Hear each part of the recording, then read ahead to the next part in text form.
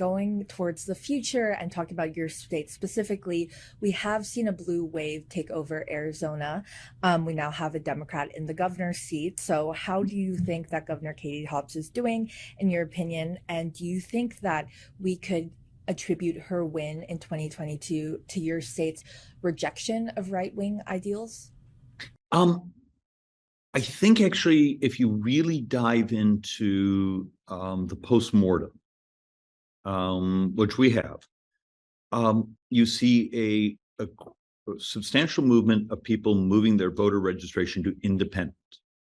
So they're annoyed with Democrats, they're annoyed with Republicans. They've actually become, you see the growth of independent registration. We're actually even looking at our congressional district, and probably by the end of the decade, being registered independent may be my number one registration, not Republican. And so where I think there's a failure in your question is, was it a blue wave, or was it a failure of particularly Republican candidates to actually focus on what voters cared about? And this often happens to us. We have things we care about passionately. We talk about those instead of taking a step backwards. My congressional district may be the highest inflation in the continental United States. As a matter of fact, it is the highest inflation in the continental United States. Maybe talking about and fixating on how you're going to help on the gas and groceries and just the ability to afford life, and your family and those things. So what happens when parties often become so focused on the issues they care about instead of the issues their voters care about? And in many ways, Democrats did a better job of talking about those stories than many of the Republicans did. But it's interesting. It's more complex, because the voters are a lot smarter than the political class often gives them credit for. You can actually see sort of the splits. So the legislature stayed Republican, and some of the top offices were taken by the Democrats. Well, it's interesting that you bring up people switching over to becoming independent. Someone pretty big just did that, Senator Kyrsten Sinema. So what were your reactions when she announced that move?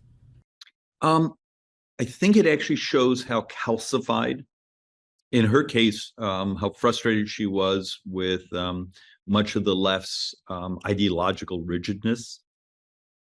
Remember, it wasn't that long ago, particularly like here in the House of Representatives, you had blue dog Democrats, you had the military security Democrats, you actually had, I think even today, if you were actually to lay out even some of the Democrats who call themselves moderate, if you actually look at where they are ideologically, there's really only a handful that really qualify as being moderate Democrats. And that's the nature of, for many, the ability to survive the primaries. And I think Ms. Sinema sort of rejected some of that ideological rigidness. And so, speaking of the Senate, I have to ask, are you planning on making a run against her? Oh, heavens no. Oh, okay. So you can confirm you're not going to place your bid for the Senate, but No, are you no. planning on running I would re-election actually in like the to. House? Signing up for a 6-year job. I am married to a woman who, we love Arizona, and in many ways we despise Washington, D.C. So. And so, since you have officially declared that you're not running for the Senate, who do you feel like you'll throw your support behind? Could it be former GOP candidate Kari Lake for governor? No, we have to see who actually announces. It's still very, very early. And I'm not being critical.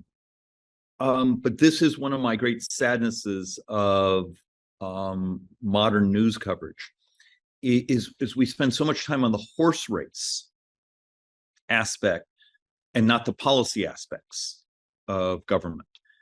And it's sort of who's up, who's down, and the election's a year and a half from now. At least on the off year, could we actually at least fixate on policy? Yeah, no, definitely appreciate that comment back. Well, is there anything else you would like to add in terms of policy that we haven't had a chance to talk about yet? in our Actually, conversation. what I did want to add is I appreciate you, and I appreciate you doing these.